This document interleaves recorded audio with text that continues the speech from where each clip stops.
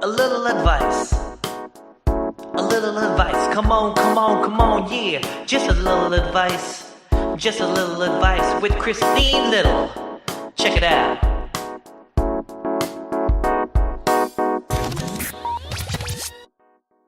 Hello and welcome to another episode of the Little Advice Podcast where I, comedian Christine Little, gives a little advice to one of my guests. Now, it's only a little advice because I only have a BA in psychology.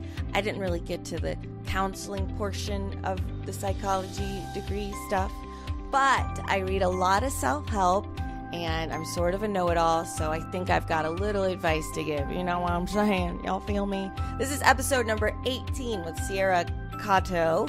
She's a very funny comedian. She's been on Carson. She's been on Last Comic Standing, and she's a producer for the Querycast podcast. That's fun to say 10 times fast, am I right? We talk about something highly relatable if you are everyone in the world, and that's social media addiction. It's a serious problem, am I right? Yes, I am. That's why I said that. Podcast related, if you want to talk more about this episode or your addiction to social media, that was a Freudian slip. I hope you're addicted to this podcast. I'm not going to lie. You know what? While we're talking about it, please leave a review and rate it 5 stars. Share it with your friends, maybe your brother who needs to listen to this. I don't know, but please pass it along. What? Thank you in advance. Social media addiction is something that is very prevalent in society nowadays, and it makes us feel sad sometimes.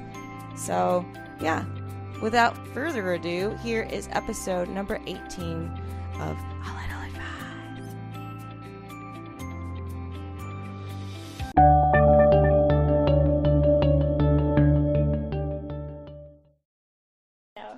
Hi, I'm here with Sierra Katow. Beautiful. Did I do it? Yeah, that was great. Thank you. One of the things is that I never know how to pronounce people's names. I mean, that's fine. And I have them on. Who cares? I'm like, how do I say your name? But we were just talking about where she's from. Where are you really? You're really from. So, my grandparents are even from LA. Yeah, you're from so LA. LA, outside of LA. But my dad's side of the family traces back. Hiroshima. Yeah. In Japan. Heard of it? Ever heard of it? And so I was just saying, well, now we're on the map. Little town. Didn't know what was going on there before. Yeah, no. But everybody knows now. My family, I guess, was there. And then now we know. When did they leave? Was it before that? Yeah, it was before. Are they zombies? They're zombies. They're all done. No, yeah. I guess it was before. I think some, part of them returned or something, Okay. Who knows? I didn't mean to get into this. You're like, I'm not from there. Yeah, no worries. I mean, I love to examine my family history, but I literally know nothing. So I can't speak really to know it much about my family either. My family Yeah. history. I mean, I'm half black, so cool. I don't know what part of Africa that we're originally from, and Ireland. Oh. Yeah. Just know that. All over the globe. Oppressed people. That's pretty much all we need to know. All you need to know is that you're oppressed. Mm-hmm. So you're slightly younger than me, right? By maybe a year or cool. so. I'm just kidding. I'm super old compared to you. I'm like your mom, basically. Oh, okay, great. Young mom, nice, teen mom. No, well, you look very young. Oh, and you're not wearing makeup. Correct? No, I'm not wearing makeup. Well, I did. Everyone must know. Fill in my brows a little bit. That's always important. I was I want her to see me with some fuller brows.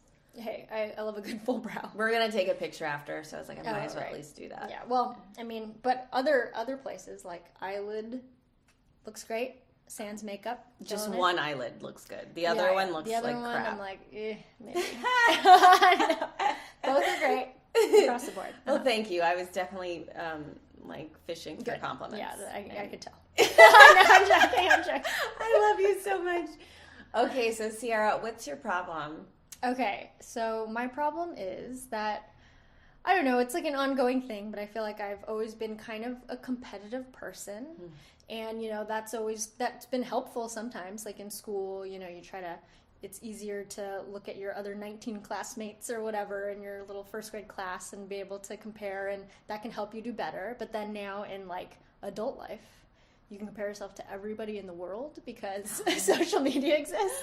So I feel like that can get in my head a little bit. I'm trying to you know, not compare myself, which maybe that means not checking social media or not like thinking in that mindset. But I feel like because that's so ingrained in me from. So you've been comparing yourself to people since like Since, first grade. well, I don't know. I at made that least. sound like I was a terrifying child. No. But no, I just mean that I guess it was, I feel like school does that maybe. Like the school system we have, it kind of makes it very easy to compare because you're all taking the same classes and you're all like doing the same things and it's all on like graded in a certain way that's like an A is better than a B. And like, you want to be like distinct. Yeah, as well. exactly. Like have your own identity. So there's like not a lot of things to stand out in except for did you your wear classes or something or were whatever. you in a school where you wore uniforms? No. Yeah, so that's good. I mean, I was just like it was a public school. It's a good public school, but yeah, we didn't have to wear uniforms, I guess. So that's kind of, I think, I don't know. I never thought about it. A lot of people did like when they had to wear uniforms. Yeah, I did hear that. But I don't know. I liked not having to do that. Yeah. Well, it's hard because you got to think about what to wear every day. People judge you on that. So, but anyway, so you find yourself comparing yourself to other people as an adult on a greater scale. Totally. Now with all the people. So how do you measure up? I mean, not great. I think it's hard to say, but you know, certain things. What do you compare yourself with? Like, well, now because I'm trying to do like more, I guess now that I'm actually in the real world doing career quote unquote stuff. So like I'm trying to do stand-up comedy and like TV writing and anything comedy, you know. So it's maybe along those lines. It's along those lines. But yeah, so, you know, seeing, I guess career-wise is like one of the main things that I mostly pay attention to. I know there's other stuff that people... Is it other people in the business or in the comedy world, or is it friends who've gone on to do different careers? Oh, I see. There's also that too. Like people who have done other careers. It's like, oh, should I have done that? You know, grass is always greener. But yeah. But I think there's totally a lot of like, oh, great. Every year I spend in this like kind of, whoa, what is this world of entertainment and like amorphous stuff and not really no health insurance, like all every year there. I feel like, should I have been doing something more sustainable so that I could make some money and then maybe store that away and then pursue it later? You know, there's all those questions. Well, I think where you are now as a comedian, I mean, how long have you been doing comedy? Well, I technically, the first time I ever went up, I was like 16. So like a year ago. No, I'm just kidding. Yesterday. Thank you. No, but yeah, so technically 8 years since I ever went up. But yeah, I guess it's kind of been on and off. Because I was young, and then I haven't really, like, maybe, like, the past 5 years I've been more involved, but a while. Because it seems like you're doing well, and it's interesting to hear people's different perspectives of how they're doing, and it's like, who are you comparing yourself to where you would feel like you're not where you want to be? Do you have a clear goal in mind or vision that you have for your future? Or where your ideal place you'd want to be? I mean, there are like certain career goals, you know. It's like I'd love to continue doing stand up and like doing like a late night set. That's like a big thing that stand ups kind of have as a goal. And then, you know, on sort of the writing side, like I'd love to be staffed on like a show, you know. But that's something that takes a lot of time, and I'm like way more newer to writing. So those are like goals that I have, and I think also, you know, paying attention to other people's timelines. Like it's so crazy because I know it takes people a lot of time to get to these things, but when you just see it happen, you're like, oh my god, it happened. You don't see all the work behind it. So then I definitely have to be like, oh yeah, and then because they worked really hard, so I gotta like keep that in mind. But for sure, it's much like more in your face than it ever was. I think of like, oh yeah, that's happening, versus you know, I guess like if you tuned in on a Friday night and like watched late night, then you'd know.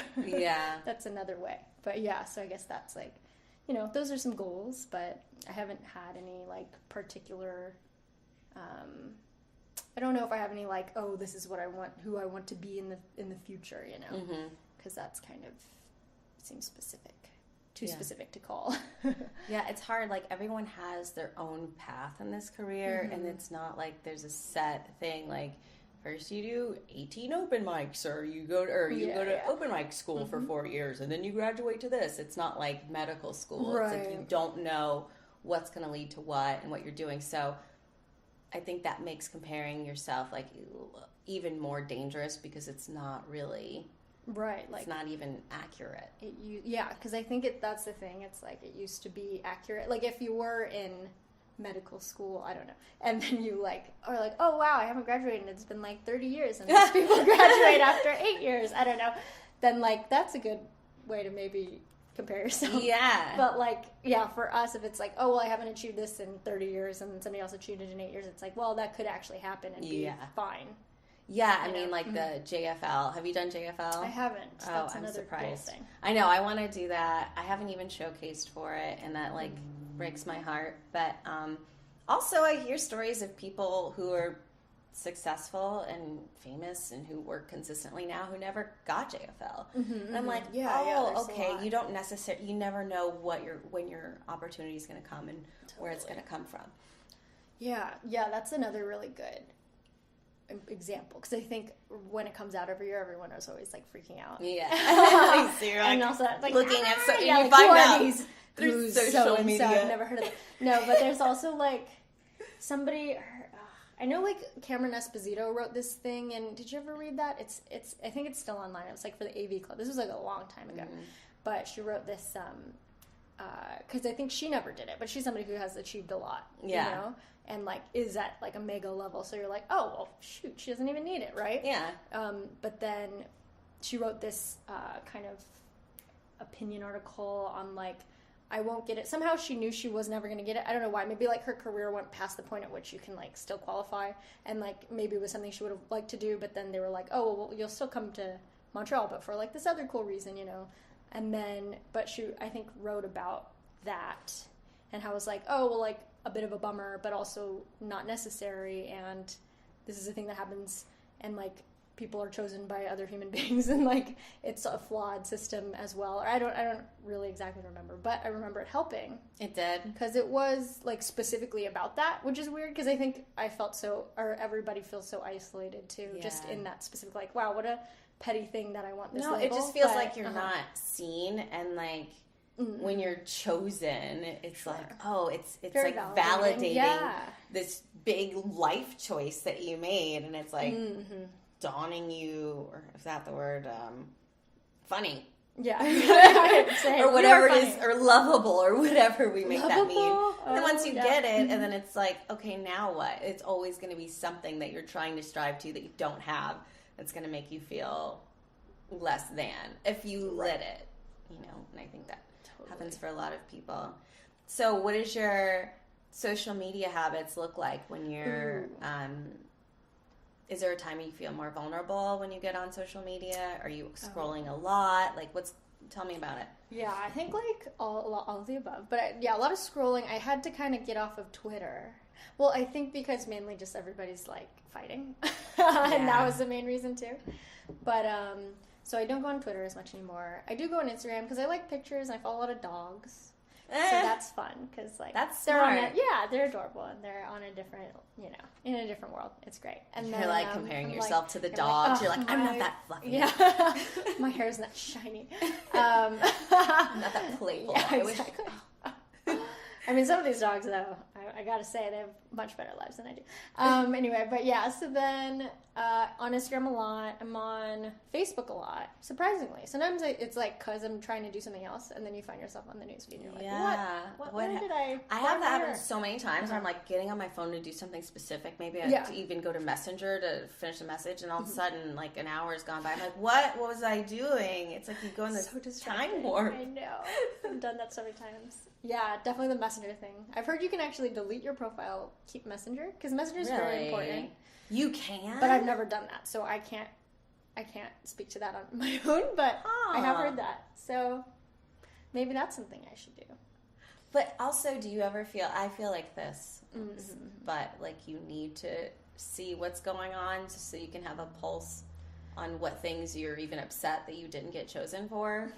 Yeah, I mean, I agree. Yeah, it's like you kind of want to not be totally out of it, because then you might have missed something else that you could have been a part of. I don't know. So I feel that way.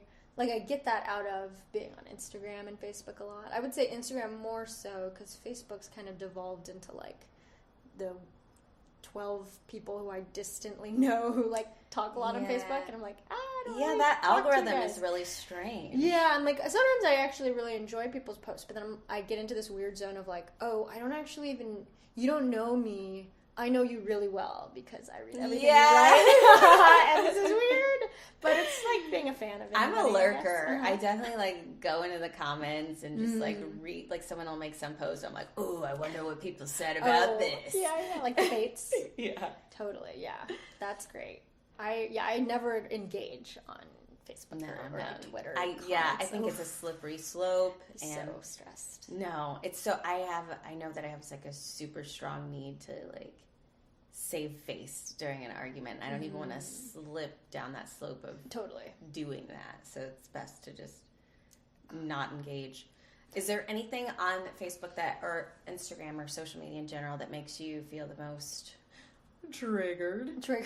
Oh, I mean, definitely, if we're talking about comparison, it's just like, if there's, we talked about, the highlight reel, that's a really good term.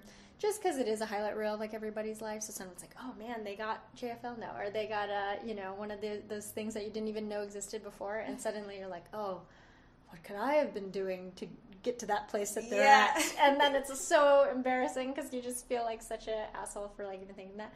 But, yeah, I would say that that's, like, that's mainly, the issue with being on is sometimes it brings things to your attention that you're like, I really would have been fine not even knowing this. Yeah. And I want to be happy for people.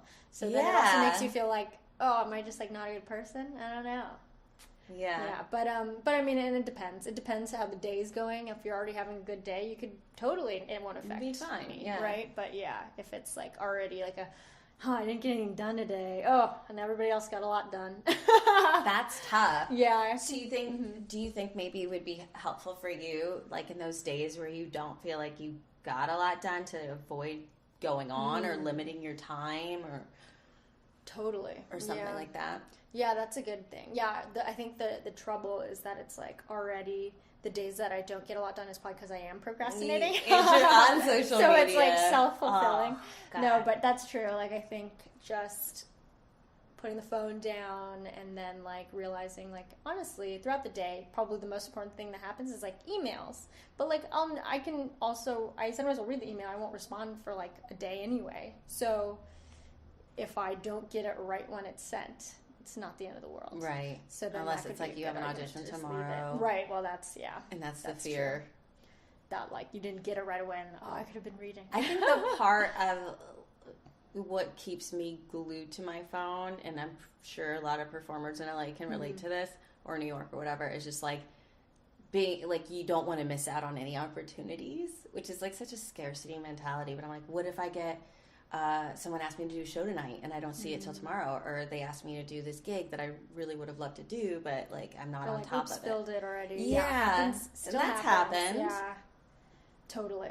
Yeah, I feel like that happens still, even though I'm on my phone a lot. I don't know why. Well, sometimes it'll be like in a DM or something that I don't check, or there's all these weird message systems. Oh yeah, there's now like unfiltered messages. I don't know who to check. Yeah. It's like, where do you even go? I've missed opportunities because I didn't have reception. Oh, yeah.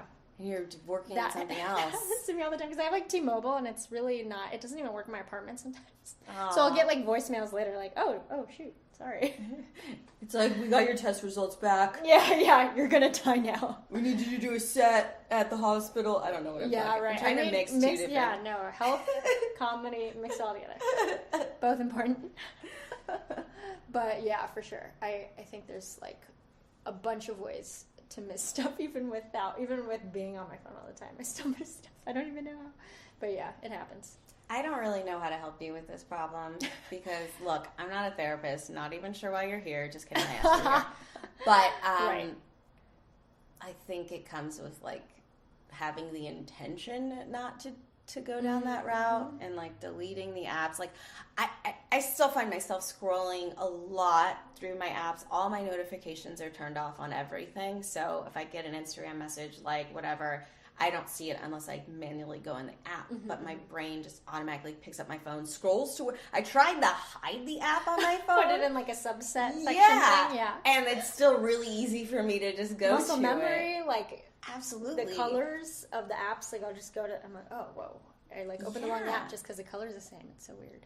I think there's like apps and programs you can put on your phone to like limit your time on there. Ooh, yeah. And I did. Have you heard of the Artist Way? Oh, yes, I have. Yeah. But I've never practiced that. Yeah, it's hard to do by yourself. So I got with a group of girls, like a couple other girls, and we did it like this past, like we just that's finished. smart. And it was great. It was really great. And then there's a week where you're not supposed to read. And so we took that as like, don't go on social media and like also articles, don't read. Yeah, it was just so hard. But I did find it, it felt good. And it also gave me like the freedom not to go on there, if that makes sense. It was like, I'm not allowed to go on there, so I don't need to be on there for anything. Versus like the little lie I tell myself is like, well, you got to keep up with stuff. So it was really freeing. And then there's this thing called like the Pomodoro method or Pomodoro. I always say it wrong because, whatever. Sounds right to me. Like that little tomato timer. You know what that's called? Oh, Pomodoro? Yeah, I'm saying. I don't know. I call it Pomodoro because I'm from Indiana, but it's wrong. I mean, I get it. I understand. But you set the timer like on your phone or like a little cooking timer for like 25, 30 minutes. And so those days when you feel like, I have so much to do, but I'm just procrastinating through going through there, you could either time yourself for how long you're on there and set an alarm to go off, or time yourself for doing a task and say, for this amount of time, I'm only focusing on this.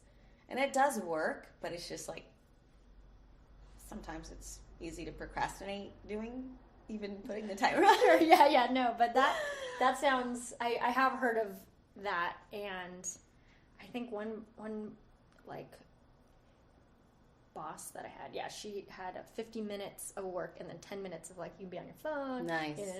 And then I forgot that you can apply that to your life. Yeah, that's a great idea. I think especially beneficial for us in this field where we like we have a lot of like self-regulated time and there's no one. It's so much easier to do work for other people, like when you clock in. Like, well, I don't want that person to be mad at me, so I gotta finish this. But then if it's just me, it's like, I won't get mad at me. Oh, fuck her. I love it. It's fine, yeah. Something about your social media habits. Is there a time or has there been a time in your life that you can remember where you didn't feel the comparison syndrome from social media? I think, or in life in general, because it just says it started from like such a young age. I think that was an exaggeration. I think just that, yes, like I think that I never even knew that I was maybe comparing until later, where it's like, oh yeah, I guess like in school they kind of make you compare yourself, that's just sort of a natural thing, or in sports or something. So I don't know, I think it could be a good thing, and like, if you're competitive and you're like a basketball player, I mean, you gotta be competitive. So maybe whenever I like start something new, I feel like it's always easy not to compare, because then you're kind of like, well, I'm new at this, so don't compare me to anything, and like I give myself more slack. So it's sometimes fun, like thinking about, when I first started stand up, or when I went to a new school, or like took some new like improv class, or like those times are maybe like the least pressure, because you're kind of like letting yourself get into it and not even worrying about that yet. So it's almost like this self-imposed, like, you've been doing this for X amount of time, you should at least be as good as this person, or a little bit of that, or whatever it is. Why. Yeah, that's a good point. I think it's like a little bit of like, the as time goes on, you're like, well, the graph should be positive. We're getting better every day. But it's not always that way. So trying to keep that in mind. But I think it might be that it's like just thinking about trying to make all the time worthwhile, and then maybe it's like I chose this path, so hopefully it works out, I think there really is something to what you said about having, like, giving yourself that slack as like when you were beginning something, if you could like find a way, to find a way to apply that same mentality to stuff that you feel like you should be better at, because there's always going to be someone better than you, and there's always going to be someone, well, not me, but you know what I'm just kidding. There's always going to be someone who's been doing it longer and who's more seasoned, and so compared to that person, you still are a beginner.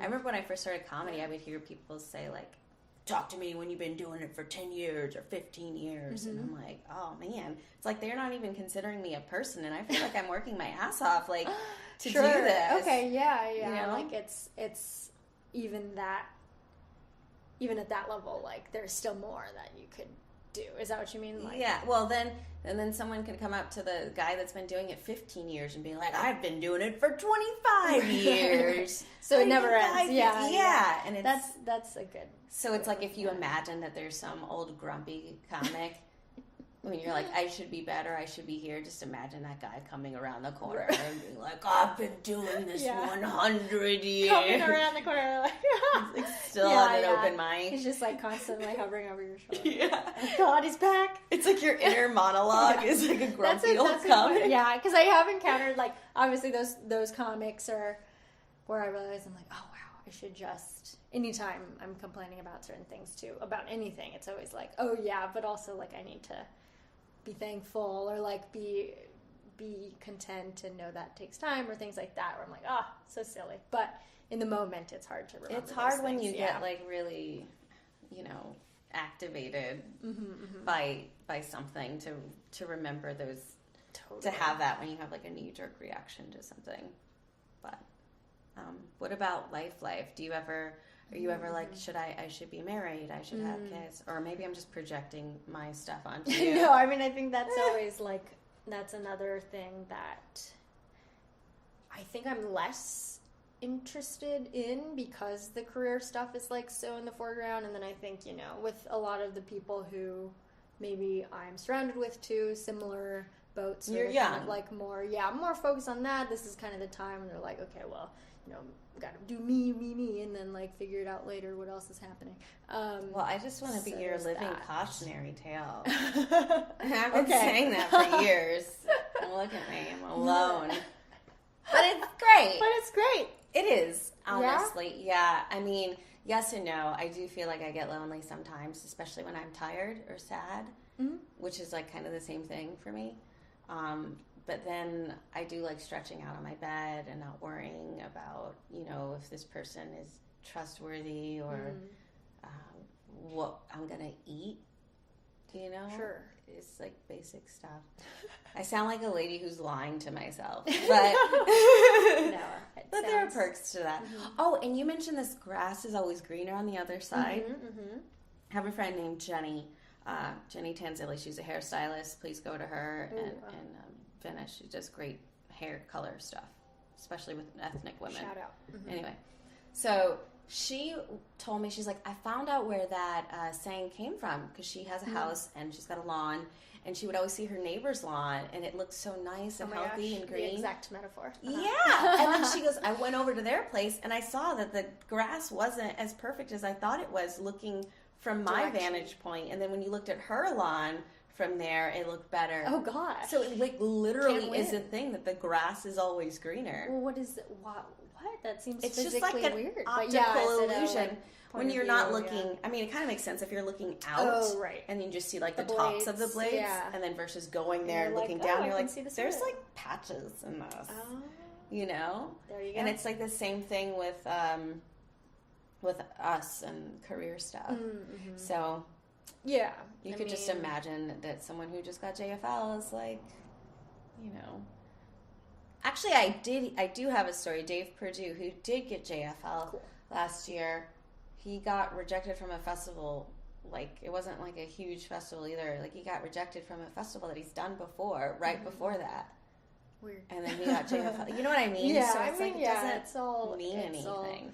It's like you never know, and then, it's like it's a weird thing. I've been thinking a lot about, like, just not even having those expectations too, because then could be a thing that like once you even get things, and you might be like, all right, I'm a big shot now, I'm like more hurt by other rejections in a weird way, and then that could be discouraging because you puffed yourself up. So it could be good to like keep self-esteem up. No, I'm just kidding. Good to like stay in perspective and then know like everything is kind of up in the air. Like, you know, you obviously work hard to achieve certain goals or get into certain festivals, but that also at a certain point maybe it's a little bit random or like a little it's bit arbitrary. like You never know. Yeah. Like casting, you never know why you didn't get it or why someone did get it. And that reminds me too of this Tiger Woods thing. I think I've talked about this in another episode, but after that like big sex scandal, and he was like, I gotta do better now. He's like, I'm not gonna be as flamboyant about my losses or my wins. And that really because when he would win, he'd be that's like, yes. flamboyant. And Okay, then when he lost, he'd be like, you know, he'd get mad. And I was like, why does it matter if he's happy about his wins? But then when you think about it, it's like you're putting your emotions into something outside of you. I see. Yeah. And it is that thing where you're like puffing yourself up. It's like you don't want to. You're so vulnerable when you tie your worth into getting into a festival or getting a ball into a hole or whatever. And so that means that if the next time you don't get it, it means everything. You shouldn't make it mean everything. Right. Interesting. Yeah, I didn't know that about. Sorry, that's funny because I always think of golf as like they're pretty subdued, so like it doesn't even seem like that big deal. But no, for sure. Like, especially I think. Well, from what it seems like in entertainment, it's like so much is out of our control that if we do suddenly decide to tie our worth to it, then it's like, oh, well, you're just like kind of surrendering yourself to this unknown, and it's pretty. It could work out, but mostly like it won't be in your control anyway. So giving up all your power to whether some person likes you, and it could be a person that you don't even respect, right? You know, so. Not saying I don't respect anyone. I love everyone who has anyone who can help. No, but yeah, for sure. I mean, it's crazy. It's crazy. Everything. Yeah. But it's interesting. Do you have any other thoughts about that you'd want to bring up in terms of the social media comparison? I feel like you have wrapped your head around it a little bit, and you. I mean, I do think a lot about it just because I have so much free time. but I don't know anything else specifically than that. It's like I go back and forth, you know. Well, what's weird is like as much as I'm trying to also detach myself from like, you know, certain things. If it's like, oh, I got that validation because I got that job or I got like that follow like in social media, like that's so embarrassing. But you know, even something like that could be like, yeah, and then you know, I try. No, it's like embarrassing to say out loud, but like when I try to. As much as I try to detach myself from that stuff, like I notice that it does affect my mood. Like if I tend to be happy with where I'm at, like I had a good show, or like I'm, you know, I got into that next round for that random, I don't know, job interview or something. Say like, oh, I'm gonna meet with those people. Maybe I'll get this writing job. Then I'll feel okay. I'll just be like, oh, I can look through everybody's things and be like, oh yeah. How can I help you? You know what I mean? But then if I'm like not feeling secure, then I definitely am like more closed off. And that's weird. Yeah. But, I don't think it's weird. I think it's natural. I think it's like coming from this place of like scarcity when you're like that. It seems like counterintuitive. Like the supply is low. And I wonder if a way to counterbalance that, like something I've always heard is like whatever you want, give it away. Like if you want love or you want money. And I did that for a while. I was pretty good about like giving like a percentage of my money away that I would make. And then I felt like more money was coming to me when you do that and you don't have like an attachment to it. And another analogy I heard was like say there's a baby you're holding and the baby wants to like give that baby away. This baby? But if the baby, give the baby away. Like say you're holding the baby and the baby's like wants to move and you keep trying to drag the baby, it'll it'll just want to push you away from you and it won't want to come to you anymore because it's like last time I was with that you're person, a monster. forcing me to hang out with you, weirdo. Right, like being kind of, or people always say that about dating, like If you don't want it, then everybody comes at you. So true. And then the minute you're like, please like me. I've never had a guy that I was actually attracted to be as aggressive with me as a guy that I was you're like, ew. mean to and didn't want any part of. Classic. So, but then if you have a baby, back to this baby. Somebody give me a baby. Yeah, get that baby. You hold this baby, and it wants to get away. You let it come. It'll be more likely to come back because you've respected its boundaries. This is good advice for the holidays when all my cousins' babies. I know, you have to pretend like, treat them like cats. Yeah, I'll be like, oh, get away from me. And then they'll they'll come to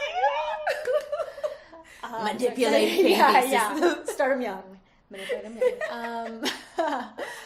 Good. They're going to be very stable babies. Yeah, okay. So it's like that with I've heard of that a little bit with too. the money thing. Yeah, I've heard of that.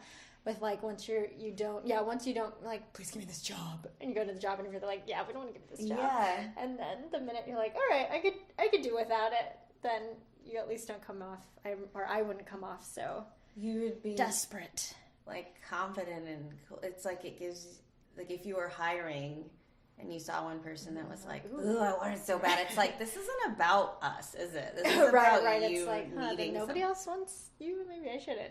Versus if you're showing up in a place of like giving, like, I would love to work with you. I would love to contribute to the overall goal that you have. But I know that's not what you were referring to initially when you're talking about like. It's not the same, but yeah, same idea, same spirit. Yeah. I think like just applied to more real life stuff. I think like, yeah, just sort of feeling like, oh, okay, I should let it go a little more, like be a little less uptight about it. But then I think, or just the weirdness of when I am secure, like I noticeably notice that I am more willing to be giving, like willing to be like, yeah, I mean, come on, so I don't know. So if you could like manipulate yourself in that way, in that space where you feel like closed off and you feel rejected and still feel like you can give anyway, maybe it might very healing.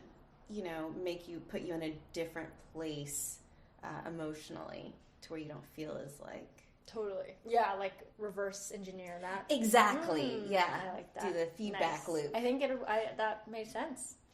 That's kind of like a more recent thing that I was thinking about. I'm like, oh, weird that I can actually notice in myself those things, because it's like, it literally doesn't matter. Like even the discrepancy of like, oh, just because I had like a good show, you know what I mean? Like something as minimal as just feeling slightly better about oneself. Yeah.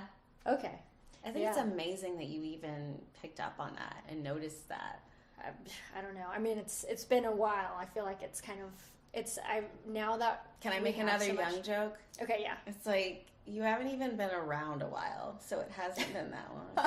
In your face, youngster! Take that. Not a while. Are you even a millennial, or are you like younger than a millennial? I'm a millennial, yeah. Centennial? I don't know. The next generation. Yeah, no, I'm a millennial. Then it's Generation Z. Is it? That's after millennials. That's so they're like counterintuitive. The children who grew up on Snapchat and are like, oh, Snapchat. Well, I don't know. I mean, they're just like, I think I'm towards the end of millennials or whatever, so maybe a couple of years after, then it's like older generation. I'm an old millennial, technically, I think. Yeah. I'm an old millennial. Old millennial. I mean, millennial, good time. I don't know, is it a good thing to be? I feel like everybody shits on us. Like objective. So I've heard some comedians, I can't remember, like make a joke. Is it John Heffron about like, it's like they're just grumpy because they're not young anymore. Oh, yeah. Oh, you mean like the millennials are destroying the housing market. Yeah, it's like, no, he's like, I'm not mad at you for being like everyone. There's people when, you know, and the generation that looks down on millennials or whatever that were once the generation that was looked down upon by the generation before them, so. I feel like, it's just like an endless cycle of being like, you young kids aren't doing it the way we did it. Yeah. It'd be cool to like change that too, instead of like thinking like those people are shitty. Just to be like, oh, good for them. But it's hard. It feels like threatening when like younger versions of you come out. Oh, yeah. It's like an evolutionary thing. You're like, oh, I can't be replaced. Yeah. It's like, I'm forever young. Exactly. So, we'll be doing the same thing, I suppose. Okay, do you have any, I guess this is going to be the end of the therapy portion. Do you have any, like, takeaways from this part? Well, yeah. I mean. Yeah. Well, no, I mean, I think, like, I do like reverse engineering the giving thing, because the giving thing, I'm gonna try that too.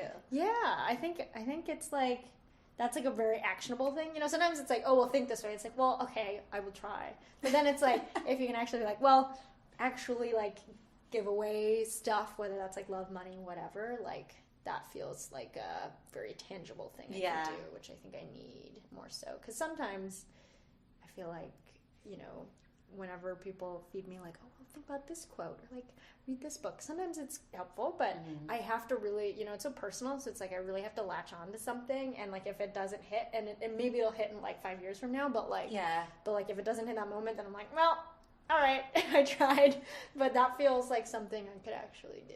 That's tough. Good. Yeah, I'm gonna try that too. It's like anytime I feel like I'm lacking or sad about something, I'm like, okay, what can I do to like give this to someone else? Which it's I feel like it'll be hard. It feels to do. counterintuitive, but but I think if I can do it like once, then I'll start to like get in the habit. And then there's and then the timer thing. Oh, that's smart. Because I have such bad self-discipline. I'm always on Netflix like watching 5 million things. Like, it's so funny. What happened in my life? Because looking at you and what you're doing, I would never think that. Oh God, years. no! So your highlight reel is on point. Okay, so I'm good. telling you. Well, who edits your highlight reel? Talk to.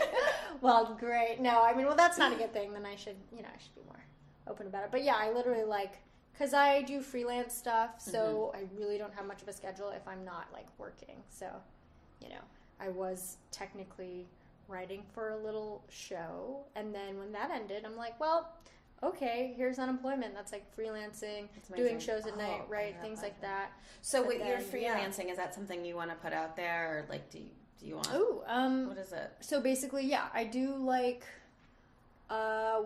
web design and like web development essentially. So like I have a couple of different projects for a specific I'm niche on. or anything. Or? I mean anything that's out there. But I've happened to work for a couple bosses recently, so they have me doing like one has some websites up, so I built that and just maintain it now, which is kind of nice because the building it was a lot of work. But now that we kind of have a relationship, it's like okay. We have a routine, so then I can keep doing it. But then freelancing is so up and down. So some months when I'm both like say I'm writing and I have a freelance gig, that's too much work. But then, but that's good because then I make money and then I can save it. But then, of course, the same thing happens where I'm unemployed and the freelancers are like, oh, we don't have any money or any projects for you today or this month. I'm like, okay, well, let me know. That's what happens. Like when it rains, it pours, and there's like so busy, and then you can just crash. Yes. And it's so easy to get like depressed during that time. Sure, exactly. When I need something to be busy with, sometimes it doesn't happen. But occasionally it'll line up okay. And then I work for this like it's kind of like an environmental nonprofit, but I did some website project for them. They had like a grant for a little bit, so that's also on and off, right? Because it's like, I mean, it was very simple work and like they were easy to work with, but it was definitely, anything in nonprofit with grants, it's temporary. So it's basically like, okay, well, we have the grant till this amount and then zero. Everybody runs around like screaming. But yeah, so that's kind of what I do. And I mean, like I'm always looking to take on new projects because these things dry up and everything. So that's good. But ideally, right, like I want to be doing creative stuff. Luckily, it lets me like stay at home, be available for auditions, be available for shows, and I can travel or whatever and like still work on my computer. But yeah, it's not as reliable as a regular job. As they are. But so if you guys need to hire her for web design, writing, creative writing especially, write some jokes, whatever, hit her up. I know you didn't say write jokes, but I figured you'd be fine. I'll write a joke. I don't know if it'd be any good. But all right. Pay up front? No, just kidding. This concludes the therapy portion of A Little Advice. Thank you. When we return, we're going to be talking to Sierra Katow. God damn it. No, it's okay. I'll just, the first time it was great. I need to learn how to edit. Anyway, do you do editing? Oh, I should edit this podcast. I actually don't know how, but then I feel like it's like anything else. It's like Audacity. You use that? I do. Okay, well, anyway, that's the creative portion, or the therapy portion. When we come back, we're going to learn about her writing portion, her process. When we come back on A Little Advice. Welcome to the intermission. I don't have an official song yet for the intermission, but maybe I'll come up with one. Anyway, I just wanted to thank you so much for listening to the podcast. I really appreciate it. Also, if you could, please rate, review, share the podcast, join the group. Let's start talking. I want to talk to you guys. Who are you? Who is this? Who am I? You know?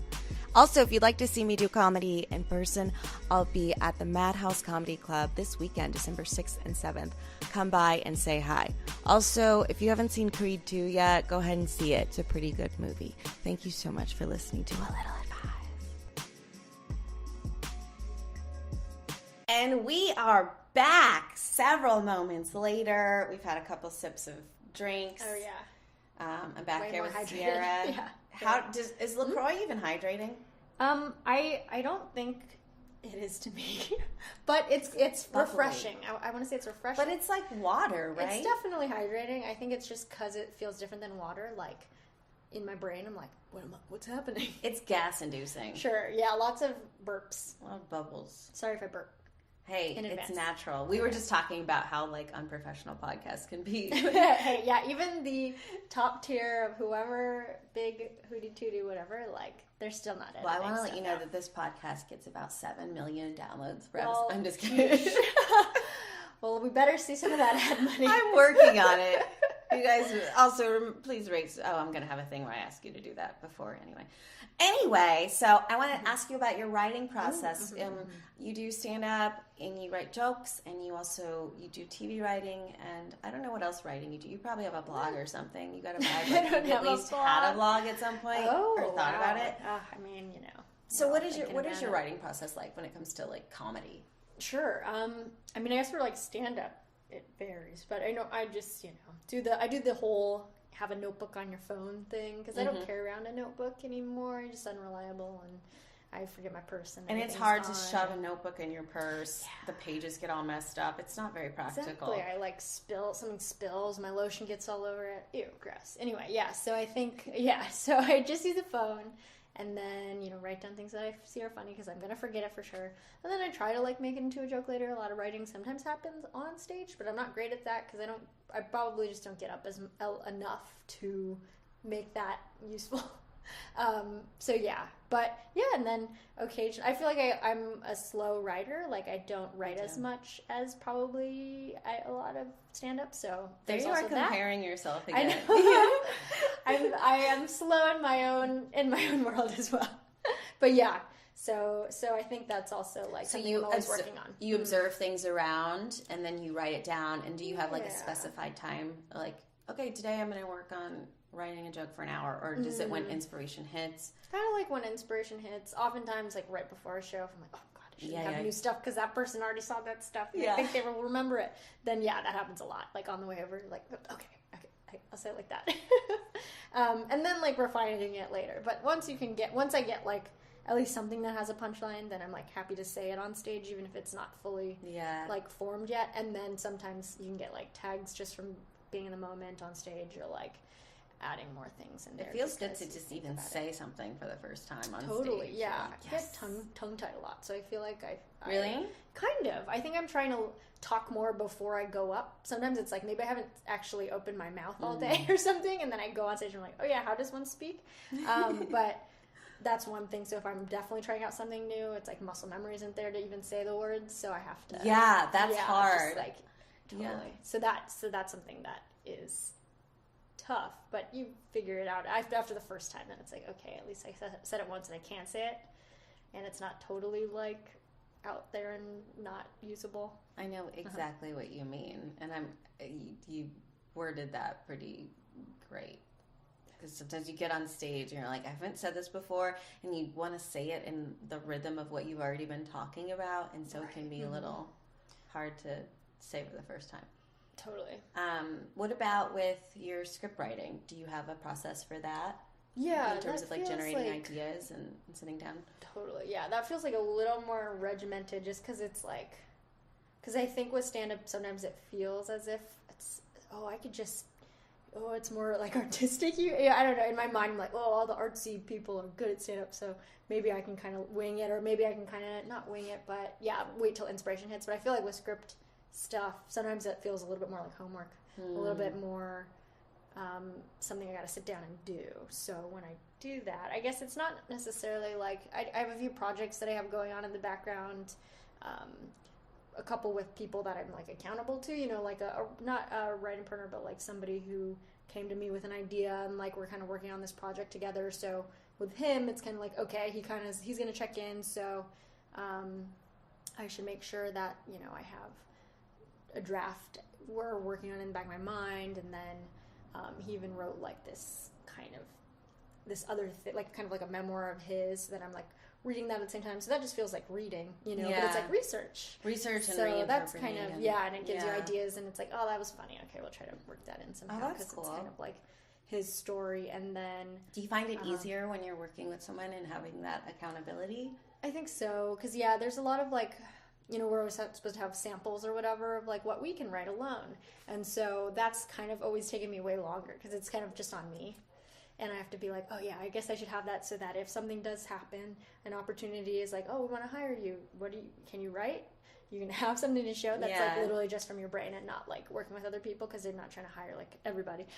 So then so I don't know, I have those things now, but it took a while, and I think I'm one of my older samples. I'm like, okay, I should probably kind of try to nudge that out, because I can write better than that now, but that means I have to replace it. So there was a moment there where I was really dragging my feet on writing a pilot sample, and then finally finished it. But that was only because I kind of had a deadline, because they were like, oh, I want to see the sample. So okay, so that kind of motivated me. I can't even get myself motivated to even take a stab at it, because I think I'm just like overwhelmed by the scope of it. And I want it to be good. Sure.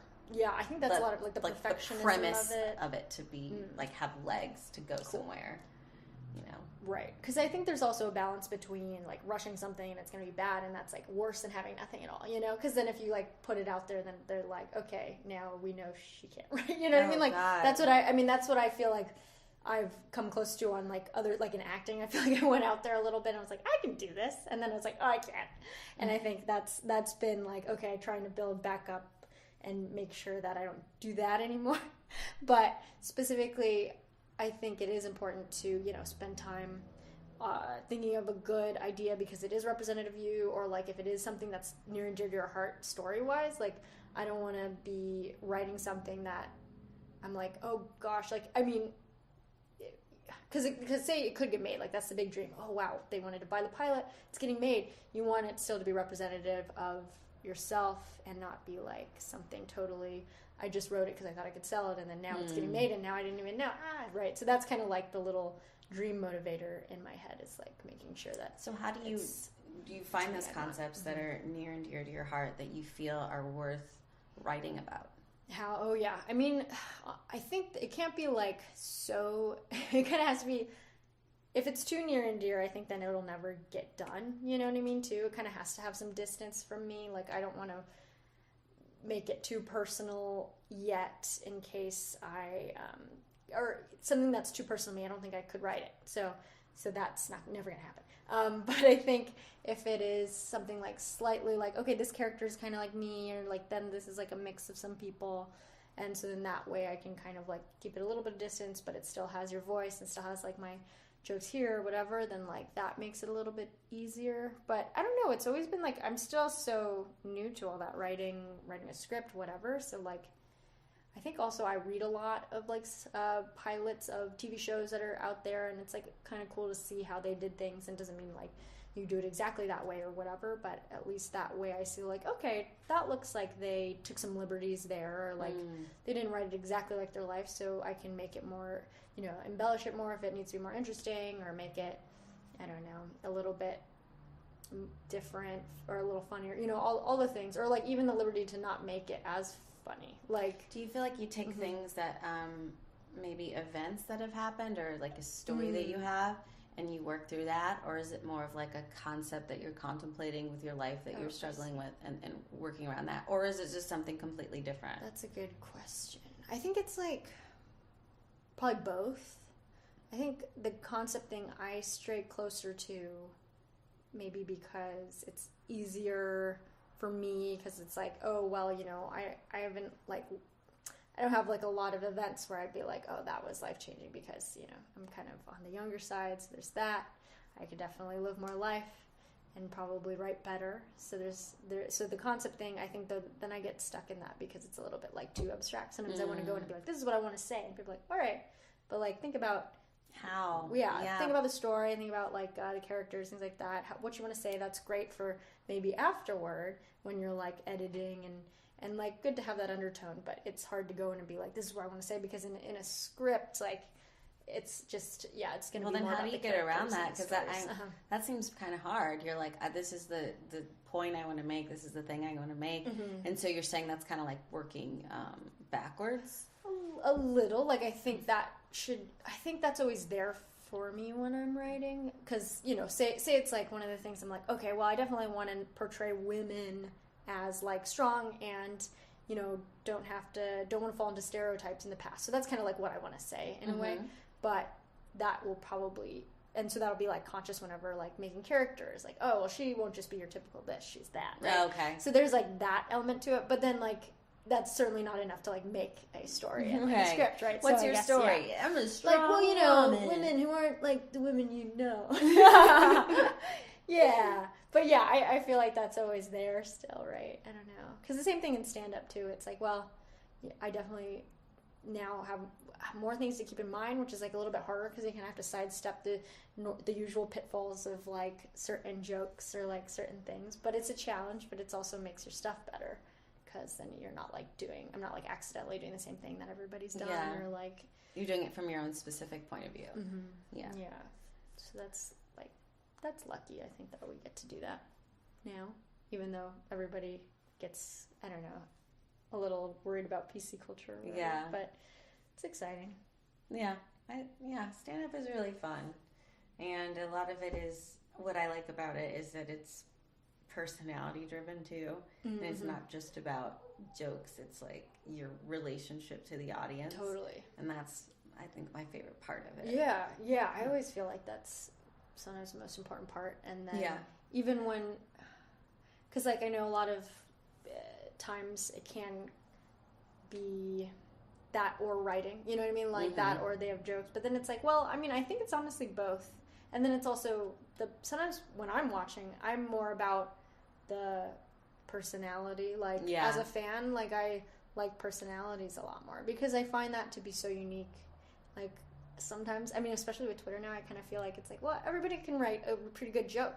Like, if you give them the materials, like, there's so many joke writers, and then they can all write the same joke by the time it's like 9 a.m. and they're all on the East Coast. You know, like that's like, if the news comes out, I'm going to hear a lot of the same jokes. Yeah.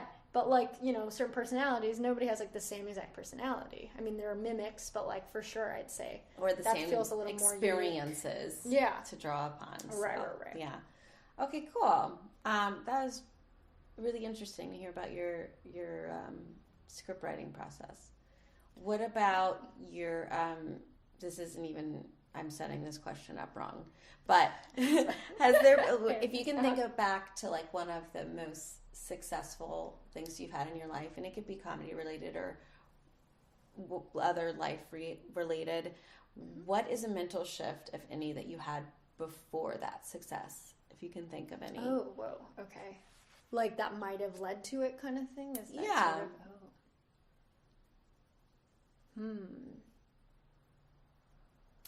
Well, I don't know. I mean, I guess, like, there are a lot of, like, surface level things that I could bring up, but I feel like... Yeah, it could be anything.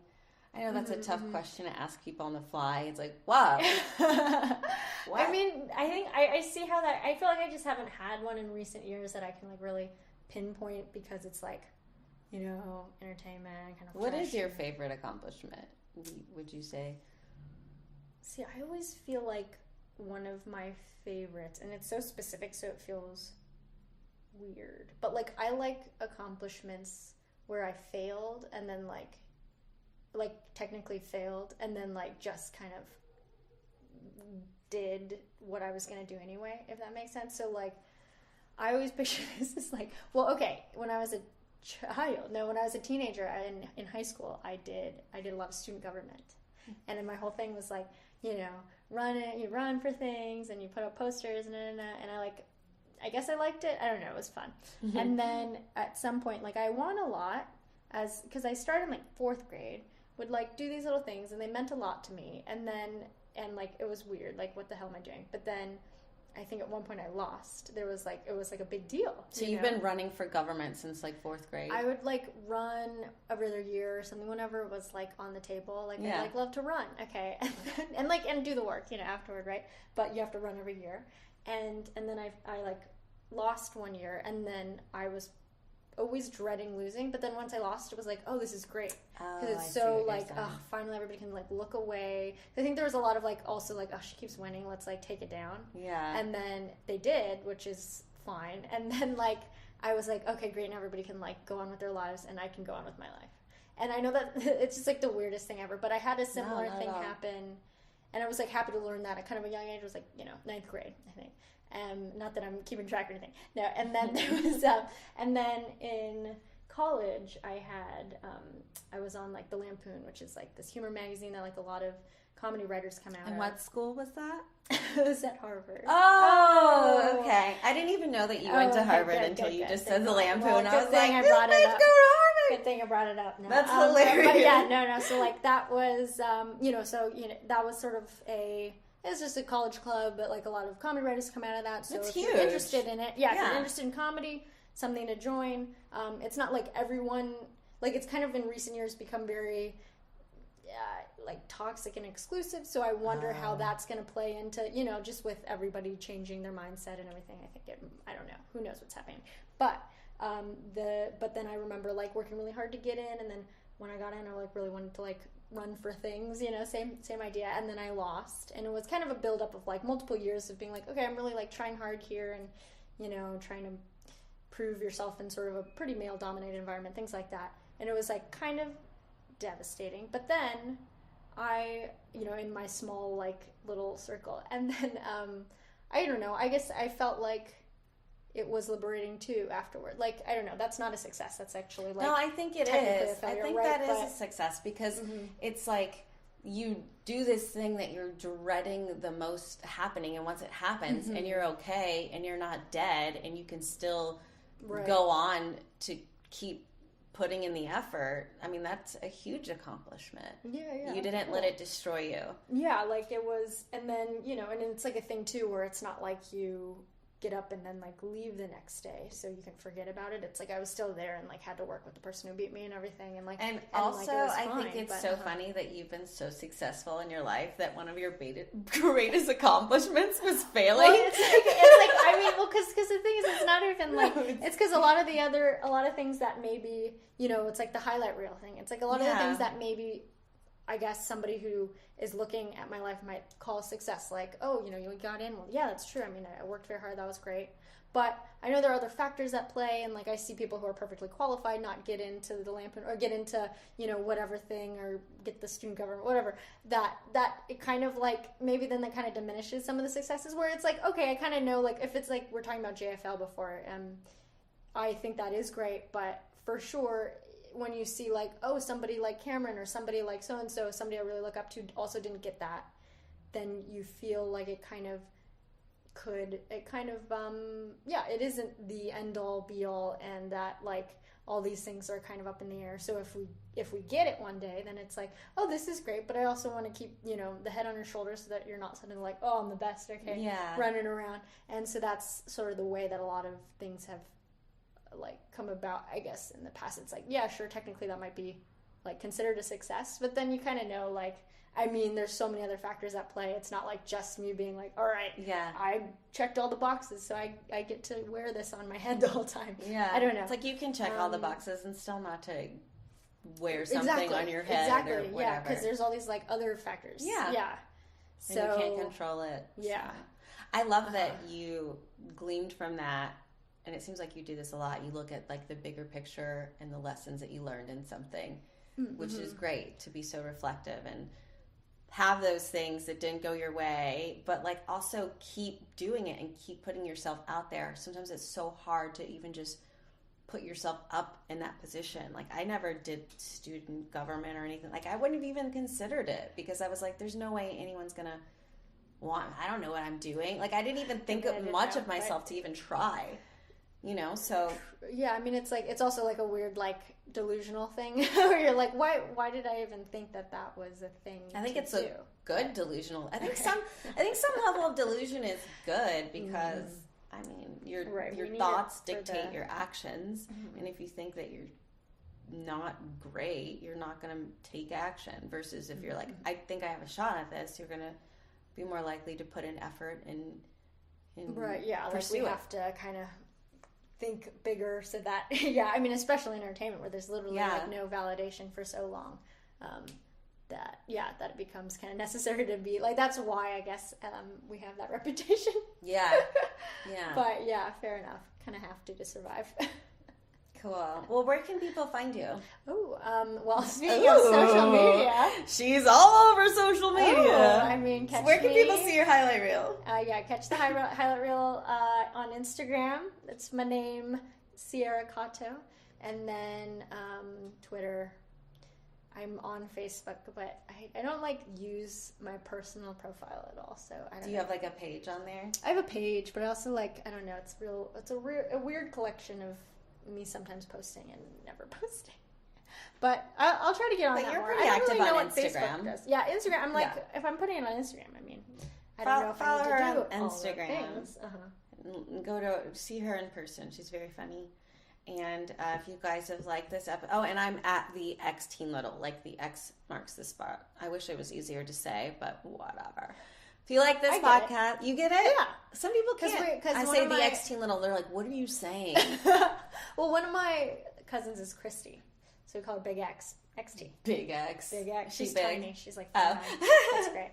I was like, that would be insensitive if she. Anyway, thank you guys so much for listening. Please rate, subscribe, share, rate 5 stars. By the way, yeah, only rate if it's 5 stars. Yeah, I'm looking at you, Pie in the Sky. 3, or I forget his name. Whatever. But thank you guys so much for listening, and I'll see you next time on A Little Advice.